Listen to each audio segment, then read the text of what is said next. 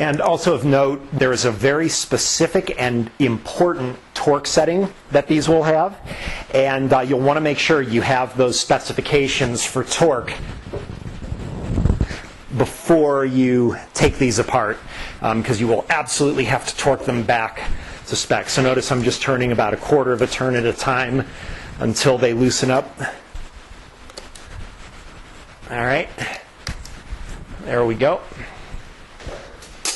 And probably not necessary, but I actually also do keep the rod caps to go on their original locations. I'm sorry, the nuts.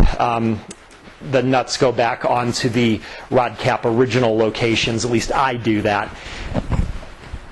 I don't think that that's important at all, but all right, then we're just going to give a little touch there.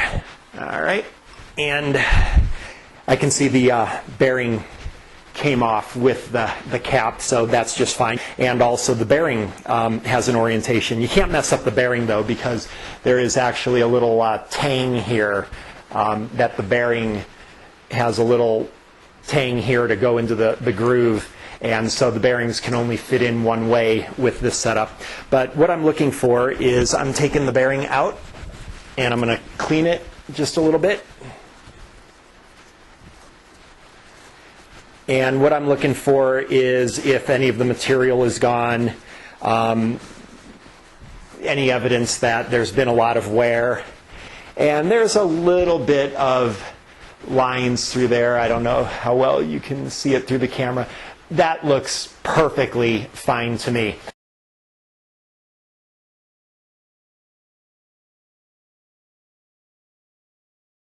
Now, again, I am not condoning just putting this back together as it is. If this were my vehicle, I would be doing a bearing replacement with standard bearings. But anyway, the customer opted not to do it because they didn't want the expense. I also like to look at the backs of the bearings too. If they're really blue colored, have a real deep bluish color, which this does not. It's just got some normal wear and dirt. The real bluish color indicates an overheating situation, and I don't see that on this bearing. So the other thing is you can also take off the main bearings as well, but in my experience, if you don't have a problem with the rod bearings, you're not going to have a problem with the main bearings. And given the situation that I'm not doing a complete rebuild or overhaul here, this is as far as I'm going to go. So I'm going to check the rest of the bearings as well, but this is perfectly acceptable as far as the condition. But there's one last thing I want to do, and I want to measure the clearance, because the clearance, if it is still within spec, that means that not only do we know that these bearings are in fairly good condition and everything, but it's a really good indication that there's going to be a lot of life left in this engine overall. So I'm going to do that right now. All right, so what I'm going to do is clean off the back of the cap. Whenever you reinstall these, the backs of the caps should be dry anyway. I'm going to clean off the bearing. And again, when you reinstall these, the backs of the bearings will go dry, but we're going to put assembly lube on the final installation on the inside surface of the bearing. But right now, I want everything dry. Also, I'm checking in bits. It looks really good. I mean, the test that I use, oh, by the way, yes, this is a SpongeBob SquarePants Band-Aid. This was a casualty when I pulled this engine. But what I do is a fingernail test, and if I can feel any grooves with my fingernail, then I'm concerned, and I can't feel anything. This is in excellent shape, so not worried about it at all. And what I am going to do is this. This is what I'm going to use. This is called Plasti-Gauge. And what I'm going to do is I'm going to cut a piece of this Plasti-Gauge that is just about the same width as the journal right there. And inside the paper is a little tiny piece of, there it is. And I'm going to take that piece of plastic and I'm going to be very gentle with it. I don't want to change it or stretch it or anything like that. A little hard to pick up with my injured finger. There we go. And I'm just going to lay it directly across this journal. And I like it to be perfectly perpendicular. There it is. Okay, so now I've got my plasti gauge. Hopefully you can see that in the camera. And what I'm going to do now is reassemble my bearing with my cap. Okay. And then again, looking at the orientation, so it goes this way. I'm going to gently put my cap back on and reinstall the nuts. Now at this point I do not want to turn the crankshaft under any circumstances, so I'm going to be very careful with this not to turn the crankshaft. Then I'm just going to snug them up with my ratchet.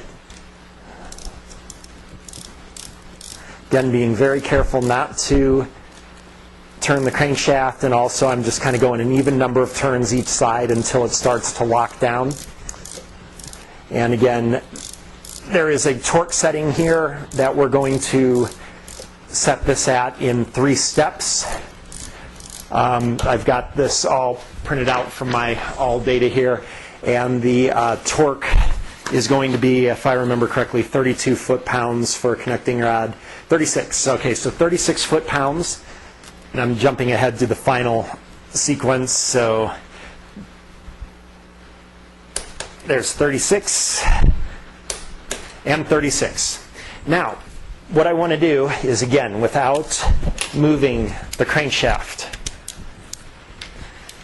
I'm going to loosen these up again. I'd like to go just a quarter of a turn at a time. Very methodical here until they're all loosened up. There we go. All right, now I want to very gently remove this cap without disturbing anything. And we can see that it worked. My plasti gauge has pressed out. Let's give you a little better look at that. I sincerely hope this shows up on the camera really well, but what we see here is right here is my pressed out plasti gauge. You see it flattened out, and the package comes with this little chart. So what I'm going to do is match up the chart to the thickness, and also I like that it's fairly uniform all the way across, which I always look for. And it looks like obviously the broader the band, then the tighter your bearing clearance is. So I'm fairly pleased to see that it's fairly broad, but what really matters is the specification. We're at 0.0015 is where we're at. And let's look on our oil clearance specification. Okay, and again, we were at 0.0015, and we see our specification is between 0.0008 and 0.0020. So we are within specification. We see the limit is 0.0031. We're well away from that.